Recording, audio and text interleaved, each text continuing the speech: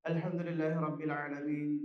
Salatu wassalamu ala Rasulillahil Karim. Amma ba'd. Assalamualaikum warahmatullahi wabarakatuh.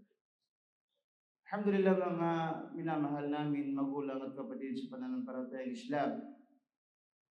May naulat ang Propeta sallallahu alaihi wasallam at ito ay napakahalagang bagay na kung saan Allah mismo ang nagbawal sa kanya. Intabihu, pag ang Allah subhanahu wa ta'ala, siya mismo, inumpisahan niya sa kanyang sarili ang bagay na ipinagbabawal o ipinag-utos, ito ay napakahalagang bagay. Ani Nabi sallallahu alayhi wa sallam, fima rawa anillahi tabaraka wa ta'ala, annahu qala, ya ibadi, inni haramtu ala nafsi dhulma, dhulm, waja'altuhu bainakum muharraman, fala tadhalamu.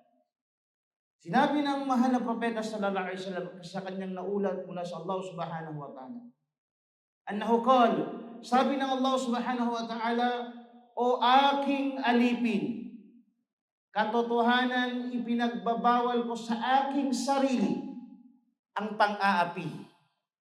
At ginawa ko sa inyo na pinagbabawal ang pang-aapi sa bawat isa. Kaya pala fadhalamu, at huwag kayong mag-apihan sa isa't isa. Is to say, huwag kang manglamang, huwag kang mangloko sa mga tao. Dahil ito ay napakalaki kasalanan. Sapagkat pag ang niloko mo, pag ito ay nanalangin sa Allah subhanahu wa ta'ala, delikado pa.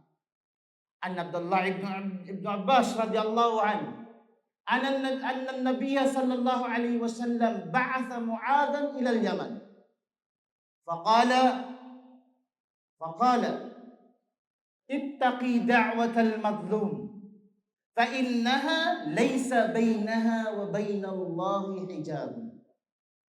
Ito yung nung pinadala ng propeta sallallahu alaihi wasallam si Mu'adh patungo sa Yaman upang magpalaganap ng Islam, upang magpaabot sa Islam, pinayuhan niya si Mu'adh.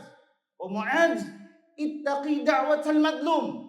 Katakutan mo ika ang panalangin ng mga taong inapi. Katakutan mo yan.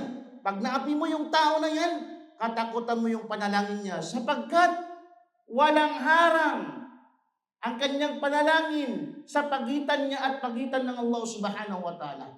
Ibig sabihin yung panalangin ng taong inapi mo, direct yung kanyang panalangin sa Allah, tatanggapin ng Allah subhanahu wa ta'ala. Kung ano man ang panalangin niya laban sa iyo, mangyayari yun. Kaya katakutan natin ang bagay na ito. Mga minamahal namin kapatid magulang sa Islam, naway aware tayo sa mga bagay na ito. Umpisahan ko sa aking sarili at sa inyong payo. Assalamualaikum warahmatullahi wabarakatuh.